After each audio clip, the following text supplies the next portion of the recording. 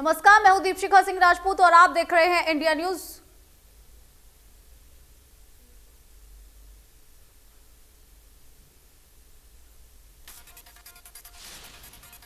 प्रधानमंत्री नरेंद्र मोदी हैदराबाद दौरे पर है। पीएम मोदी ने पाटन चेरू में international corps research institute for semi arid topics की 50वीं वर्षगांठ का शुभारंभ किया। मिजोरम पीएम के साथ तेलंगाना की राज्यपाल तमिलिसाई सुंदरराजन और केंद्रीय कृषि मंत्री नरेंद्र सिंह तोमर मौजूद रहे। उन्होंने कहा कि आपके पांच दशकों का अनुभव है। 5 दशकों में आपने भारत सहित दुनिया के बड़े हिस्सों में कृषि क्षेत्र की मदद की। आपके रिसर्च, आपकी टेक्नोलॉजी ने मुश्किल परिस्थितियों में खेती को आसान और सस्टेनेबल बनाया है।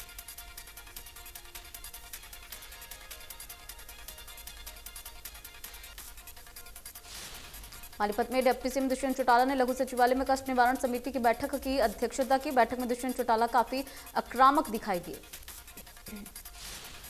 दुष्यंत चौटाला ने खनन के एक मामले में अनियमितताएं बरते जाने पर खनन अधिकारी के खिलाफ चार्जशीट करने के आदेश दिए। इतना ही नहीं बल्कि एक मामले की जांच में कोताही बरतने वाले पुलिसकर्मी को लाइन हाजिर करने के भी निर्देश दिए गए। कैबिनेट मंत्री रणजीत चौटाला ने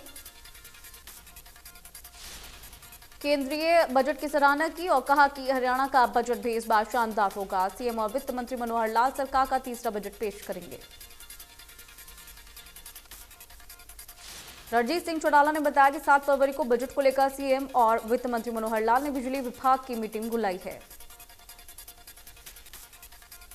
आंगनबाड़ी वर्कर्स की मांगों पर रणजीत सिंह चौटाला ने कहा उनकी मांगे पूरी करने का आश्वासन दिया है। महिला बाल विकास मंत्री कमलेश ढांडा को समस्याओं का समाधान करने की अपील की है। पड़ोसी राज्यों के चुनाव को लेकर रणजीत सिंह चौटाला ने कहा कि पंजाब में कैप्टन अमरिंदर सिंह की पार्टी यूनाइटेड अकाली दल और बीजेपी मिलकर सरकार बनाएगी। रणजीत सिंह चौटाला ने कहा कि पंजाब में कांग्रेस बहुत पीछे रह गई है। पंजाब के कांग्रेस के प्रधान नवजोत सिंह सिद्धू कांग्रेस को बहुत पीछे ले गए हैं। पंजाब में कांग्रेस का कहीं पर भी वजूद नहीं दिख रहा। रणजीत सिंह चौटाला ने सिद्धू और भगवंत मान पर तंज कसते हुए कहा कि पंजाब की जनता इन दोनों ही नेताओं को नॉन सीरियस नेता मानती है। दोनों ही तमाशा और नौटंकी दिखाने में लगे हैं। रणजीत सिंह चौटाला ने कहा कि सरकार ने किसानों की अनेक मांगों को पूरा करने का आश्वासन दिया। आंदोलन के दौरान दर्ज मामलों को रद्द करने की प्रक्रिया जारी है। अगर कोई विवाद है तो उसका समाधान बातचीत के जरिए हो सकता है। उन्होंने कहा कि सरकार के दरवाजे ना तो पहले कभी बंद हुए थे और ना ही अब बंद हुए हैं। किसान नेता राकेश टिकैत ने कहा कि किसान कभी भी जरूरत पड़ने पर आंदोलन का रुख इख्तियार कर सकते हैं।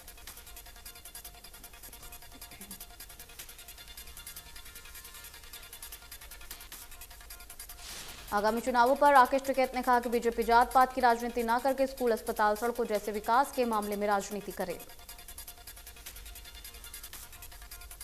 डिप्टी सीएम दुष्यंत चौटाला ने ड्रीम में निर्माणाधीन मेडिकल कॉलेज की साइट का दौरा किया। डिप्टी सीएम ने निर्धारित समय में ही काम पूरा होने की उम्मीद जताई है। डिप्टी सीएम ने कहा कि अगले साल जुलाई अगस्त तक पहले चरण का काम पूरा हो जाएगा। मेडिकल कॉलेज बनने से ड्रीम के आसपास के जिलों के लोगों को भी बेहतर स्वास्थ्य सुविधाएं मिल पाएंगी।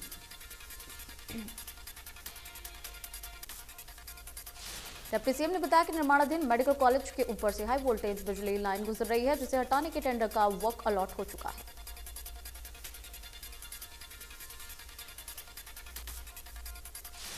जेल मंत्री रणजीत सिंह चौटाला ने राम रहीम के पैरोल पर बोलते हुए कहा कि राम रहीम भी दूसरे कैदियों की तरह कैदी हैं। राम रहीम को पैरोल मांगने का अपना मौलिक अधिकार है। रणजीत चौटाला ने कहा कि पैरोल पर बाहर आने के बाद से राम रहीम को सुरक्षा देना गृह मंत्रालय का काम है। पैरोल देने में जेल प्रशासन का कोई रोल नहीं है। मनोहर लाल ने बसंत पंचमी की देशवासियों को बधाई दी। लिखा, विद्या, साहित्य, संगीत और कला की देवी मां सरस्वती की कृपा सभी पर बनी रहे।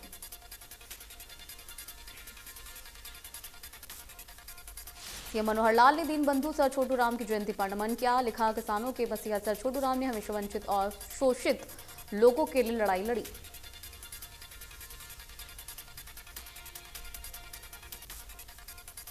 अंबाला में बसंत पंचमी के अवसर पर कई कार्यक्रमों का आयोजन किया गया, जिसमें नगर निगम की मेयर शक्ति रानी वर्मा ने शिरकत की।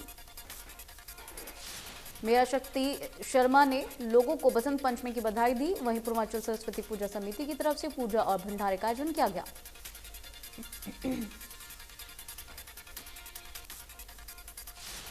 पलवल में आयुष विभाग ने बसंत पंचमी के उपलक्ष्य में राजकीय माध्यमिक विद्यालय खजूरका में निःशुल्क आयुष कैंप का आयोजन किया। कैंप का शुभारंभ जिला आयुष अधिकारी डॉक्टर मोहम्मद कमर ने दीप प्रज्वलित कर और रिबन काट कर किया। हरियाणा वेयर हाउस के चेयरमैन एवं पृथला से विधायक नयनपाल रावत ने निर्माणाधीन सड़कों का औचक निरीक्षण किया। मौके पर उनके साथ कई विभागों के अधिकारी मौजूद रहे। नयनपाल रावत ने कहा कि जल्दी पृथला विधानसभा क्षेत्र की 40 से ज्यादा सड़कें बनकर तैयार हो जाएगी और इसको लेकर विभागों ने कार्रवाई शुरू कर दी है। पलवल में हरियाणा के निकाय मंत्री कमल गुप्ता ने ताऊ देवी लाल पार्क का निरीक्षण किया और अधिकारी को सफाई और स्वच्छता को लेकर दिशा निर्देश दिए। उन्होंने चिकित्सक वर्ग से अन्य प्रबुद्ध लोगों को इस पार्क को मॉडल के रूप में स्वच्छ करने के लिए सहयोग मांगा। इस अवसर पर विधायक दीपक मंगला अपनी पूरी टीम के साथ निरीक्षण में उनके साथ रहे। देश में पिछले 24 घंटे में कोरोना के 1,27,000 से ज्यादा नए केस आए। 1,059 लोगों की मौत हुई। कर्नाटक में कोरोना के 14,000 से ज्यादा नए मामले दर्ज हुए। संक्रमितों की कुल संख्या 38 लाख से ज्यादा हुई। 24 घंटे में 60 मरीजों की कोरोना से मौत हुई।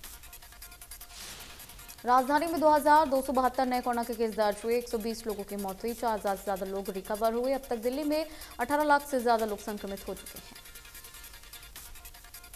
हरियाणा में 24 घंटे में कोरोना के 2,000 से ज्यादा नए केस दर्ज हुए। 19 लोगों की मौत हुई। 4,000 से ज्यादा मरीज रिकवर हुए। गुरुग्राम में 24 घंटे में 814 नए मामले दर्ज हुए। 3 मरीजों की मौत हुई। एक दिन में 1200 से ज्यादा मरीज रिकवर हुए। फरीदाबाद में 24 घंटे में कोरोना के 254 नए संक्रमित मामले आए। 270 से ज्यादा मरीज रिकवर हुए। कुरुक्षेत्र में 24 घंटे में 96 नए मामले दर्ज हुए। 102 मरीज रिकवर हुए। एक्टिव केस की संख्या 400 के करीब पहुंची।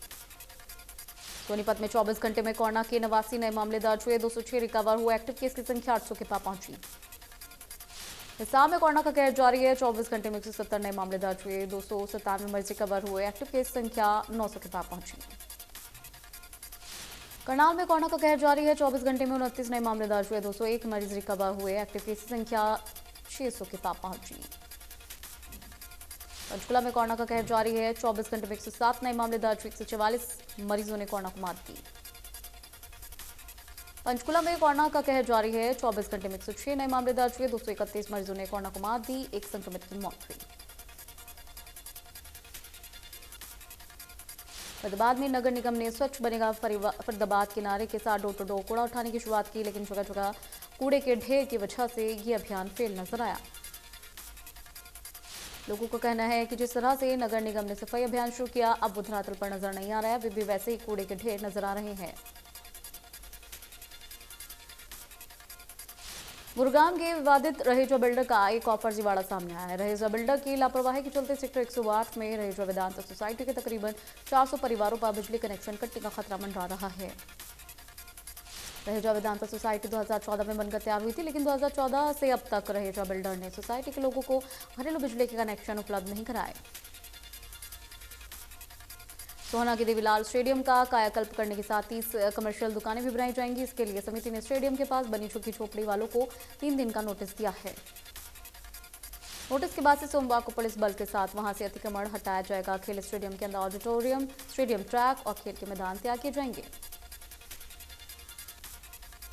कैथल के जिला उपायुक्त लगातार विवादों में बने हुए हैं। जिला उपायुक्त के रवैये से परेशान अध्यापक संघ और आंगनबाड़ी कार्यकर्ता तबादले की मांग को लेकर डीसी कार्यालय के बाहर इकट्ठा हुए। प्रदर्शन को रोकने के लिए उपायुक्त ने धारा 144 लगाई थी, लेकिन धारा 144 की परवाह न करते हुए बड़ी संख्या में अध्यापक संघ के सदस्य और आंगनबाड़ी वर्कर्स कार्यालय के बाहर पहुंचकर नारेबाजी करते हुए नजर आए।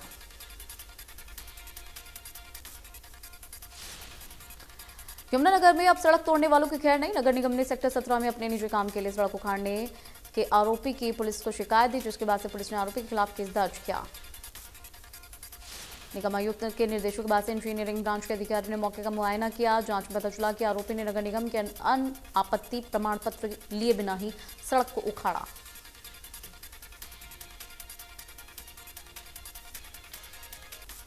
प्रदेश सरकार ने अस्थायी मान्यता के साथ चल रहे स्कूल्स को बंद करने का फैसला लिया। अंबाला शिक्षा विभाग ने 41 स्कूल्स को नोटिस भेजकर बच्चों के दाखिले न लेने के निर्देश दिए।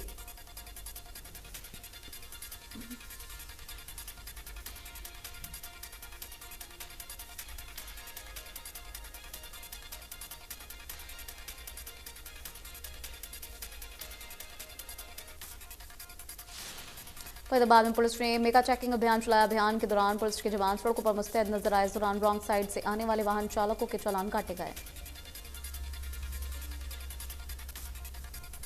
करनाल में फर्जी पासपोर्ट बनाने के मामले में बड़ी कार्रवाई सामने आई। फर्जी पासपोर्ट बनाने के मामले में पुलिस ने 16 लोगों को गिरफ्तार किया।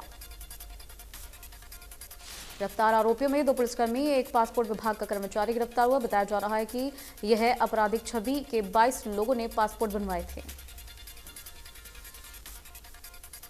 साइबर सिटी गुरुग्राम पुलिस पर एक बार फिर से दाग लगा है। हत्या के मामले में क्लीन चिट देने के बाद लाखों की वसूली के मामले में क्राइम ब्रांच में तैनात इंस्पेक्टर को निलंबित करने का मामला सामने आया है। एसजीटी यूनिवर्सिटी में युवक की हत्या के मामले में जांच में एसटीएफ गुरुग्राम को सौंपी गई थी और उसमें यह सामने आया कि कैसे सेक्टर 10 क्राइम यूनिट के प्रभारी इंस्पेक्टर विजेंद्र हुड्डा ने हत्या के मामले में शामिल रहे अन्य हत्या आरोपियों को क्लीन चिट देकर उनसे लाखों की वसूली को अंजाम दिया। एसटीएफ आईजी सतीश बालन की माने तो शुरुआती तफ्तीश में 10 से 15 लाख की वसूली की बात सामने आई, जिसकी रिपोर्ट एसटीएफ आला अधिकारियों को दी गई थी और उसी का ये नतीजा रहा कि गुरुग्राम पुलिस कमिश्नर के द्वारा क्राइम ब्रांच में तैनात इंस्पेक्टर को निलंबित करने के आदेश दिए गए। रेवाड़ी के बजाज बाजार में सुबह कपड़े की दुकान में शॉर्ट सर्किट की वजह से आग लग गई। 2 गाड़ी मौके पर पहुंची, मशक्कत के बाद से आग पर काबू पाया। गुरुग्राम में उत्सव गार्डन के पास तेज रफ्तार से आ रही कार ने स्कूटर सवार 2 अलग अलग व्यक्तियों को कुचल डाला, जिनकी मौके पर मौत हो गई। वहीं गाड़ी सवार लोगों को हिरासत में लिया गया है, जिनके नशे में होने की आशंका जताई गई है। फिलहाल पुलिस ने मामला दर्ज किया है। नारकोटिक्स कंट्रोल ब्यूरो की टीम ने सिरसा में काफी समय से नशे का कारोबार करने वाले एक व्यक्ति को 70 ग्राम चिट्टा के साथ गिरफ्तार किया। रेवाड़ी की कोसली पुलिस ने नाबालिग से दुष्कर्म के आरोप में एक युवक को गिरफ्तार किया। पकड़े गए आरोपी के खिलाफ धारा 376 के तहत मामला दर्ज किया गया, जेल भेजा गया। गुरुग्राम के रिठौज गांव में हुई हत्या के मामले में पुलिस ने मुख्य आरोपी को गिरफ्तार किया। आरोपी को गाली देने पर मृतक को मौत के घाट उतारा गया था। हत्या के बाद से आरोपी फरार था, लेकिन पुलिस ने कुछ घंटों में ही आरोपी को गिरफ्तार किया। दिल्ली के कस्तूरबा नगर इलाके में सिख युवती के साथ की गई मारपीट और बाल काटने के विरोध में फतेहाबाद में सिख संगठन लामबंद हुए और लघु सचिवालय पहुंचकर सिख संगठनों के साथ सामाजिक संगठनों ने मामले में कार्रवाई करते हुए राष्ट्रपति के नाम फतेहाबाद के एडीसी को ज्ञापन सौंपा। पंचकुला पुलिस ने Chandigarh railway station border area के पास ब्लाइंड मर्डर मामले में बड़ा खुलासा किया। पुलिस ने बताया कि महिला के आशिक ने ही उसकी हत्या की थी। जीआरपी ने आरोपी को गिरफ्तार किया। जांच में खुलासा हुआ है कि महिला पिछले कई महीनों से आरोपी से लाखों की मांग कर रही थी। पिछले 8 साल से दोनों के बीच प्रेम प्रसंग चल रहा था। यमुनानगर के चिचरौली में नेशनल हाईवे के पास होटल में नकाबपोश 4 बदमाशों ने होटल के मैनेजर से देसी कट्टे की नोक पर 1000 रुपए की लूट को अंजाम दिया। लूट के बाद से बदमाशों ने होटल मैनेजर को कमरे में बंद कर दिया, फरार हो गए। लूट की सारी वारदात सीसीटीवी में कैद हो गई। पुलिस ने मामले की जांच शुरू की है। पलवल में संगीन वारदातों में लिप्त बदमाशों का पीछा कर रही पुलिस पर एकाएक बदमाशों ने फायरिंग की। बता दें कि जवाबी फायरिंग में एक बदमाश के पैर में गोली लगी। पुलिस ने ऑल्टो सवार बदमाशों को गिरफ्तार किया, जबकि 2 बदमाश मौके से फरार हुए। सोना में बदमाशों ने थाने में महज 300 मीटर की दूरी पर एटीएम उखाड़ने का प्रयास किया, लेकिन वहां लगे हूटर बजने से आसपास के लोगों ने शोर मचा दिया। बदमाश भाग गए। झज्जर कोसली मार्ग पर एक कार पलटने से सेना के एक जवान की मौत हो गई। मृतक चंडीगढ़ से सेना कार्यालय में बतौर लिपिक के पद पर कार्यरत था। मृतक के साथ कार में बैठे 2 अन्य लोग भी घायल हुए हैं। घायलों का इलाज चल रहा है। पुलिस ने शव को पोस्टमार्टम के लिए भेज दिया है। बहादुरगढ़ में नग्न और लहूलुहान अवस्था में 70 वर्षीय बुजुर्ग महिला का शव मिला। मृतक के गले और पेट में गंभीर चोट के निशान मिले हैं। मृतका एक शादी से वापस आ रही थी। फरीदाबाद सूरजकुंड रोड पर दर्दनाक हादसा हो गया, जिसमें संगम विहार के रहने वाले युवक और एक महिला की मौत हो गई। घायल का अस्पताल में भर्ती कराया गया। कैथल के डिग गांव में जमीन विवाद पर 2 पक्षों में झगड़ा हो गया। एक शख्स की मौत हो गई, दूसरा गंभीर रूप से घायल हुआ। सोनीपत के सलेमपुर माजरा गांव में फायरिंग मामले में 5 आरोपियों को गिरफ्तार किया, जिन्हें कोर्ट में पेश कर 5 दिन के रिमांड पर लिया गया।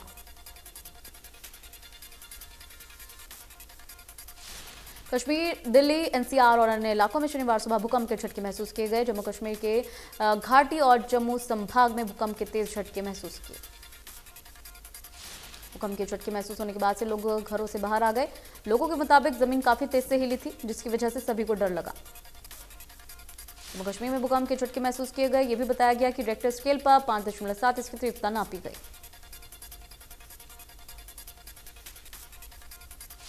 यमुनानगर में बेमौसम बारिश से फसलों को भारी नुकसान पहुंचा है। इस समय प्रदेश के ज्यादातर इलाकों में सरसों और गेहूं की फसलों को बेमौसम बारिश की मार झेलनी पड़ रही है।